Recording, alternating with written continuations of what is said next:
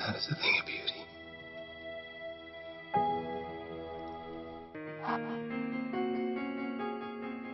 City of Ember, Atonement, The Lovely Bones. There's kind of a pattern here with books that have been turned into movies. What are your favorite books? Well, The Lovely Bones is actually one of my favorite books. I'm reading Anne Frank at the moment, which I love, and The Hobbit is great. I like Roald Dahl books as well, like Matilda and The Twits and things like that. Silly books. Susie spends much of her time in the in-between, and it has the, you see the boats, you see the cornfield, you see the gazebo. In your in-between, what would be there? I think if I was making up my in-between now, because it'll probably change as I get older, but it would be things from my early childhood. So, for example, a river. We live beside a river in Ireland where we live, and I learned to swim there.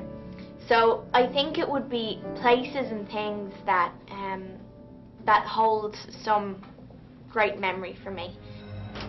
You are beautiful, Susie Salmon. Who would you love to watch over?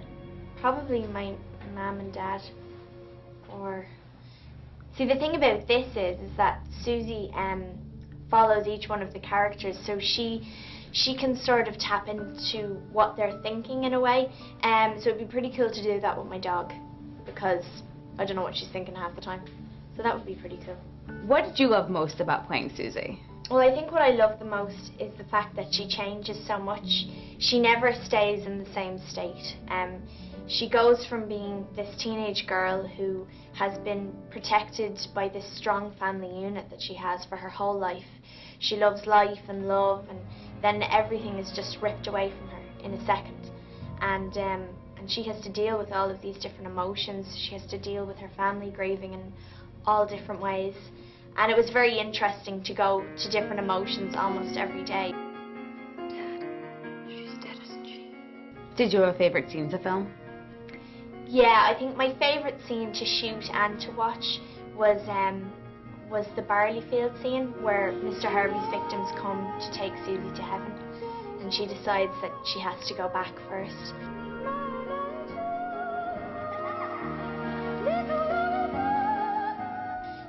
That was a very emotional scene to shoot, probably because just of all the little kids coming.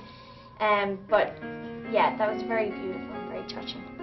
What was it like to see the whole film?